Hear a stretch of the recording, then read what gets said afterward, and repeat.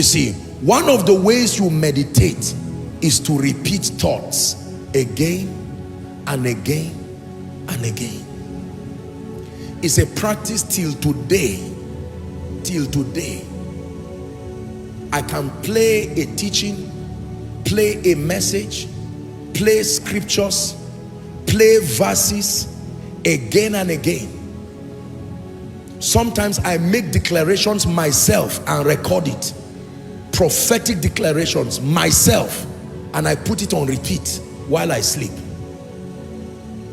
There are times I want to focus on just 2 verses. I meditate on those 2 verses.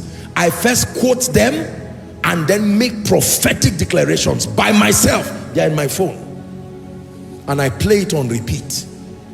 Whether I'm awake or sleeping. Sometimes I'm doing my study and they are playing. The goal is not awareness. I'm transporting it to a realm. When it lands that realm, I know that I'm ready for the next step. I've shared with you my story. When God moved us to Abuja, I was praying and trusting God for direction. And God told me, like he did Abraham, get the map of Abuja, get the map of Nigeria, get the map of Africa, get the map of the world. And he said, start praying with those maps. So every time I'm praying, I will place those maps, 4 of them. I still have them till today. And lay my hands. One day, something happened to me. I looked at the map of Abuja and it became small. Very small. The city just became, it's like it just shrunk and it became small. I knew a miracle had happened. I knew Koinonia was ready to start. Because that reality of territorial dominion for the sake of his majesty, that's what happened.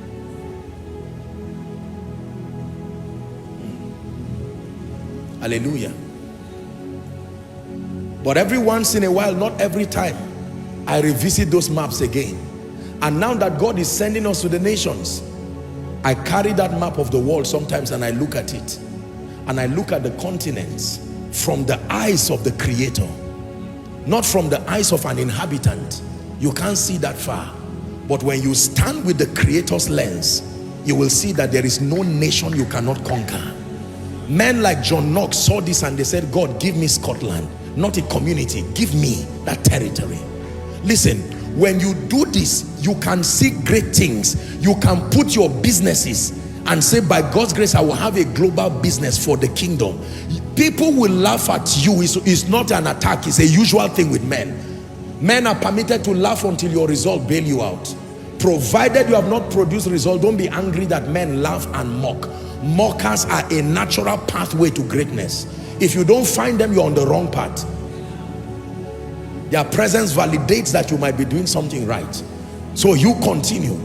But when you emerge, you get that thing to your consciousness, you will marvel and wonder at what happens to you.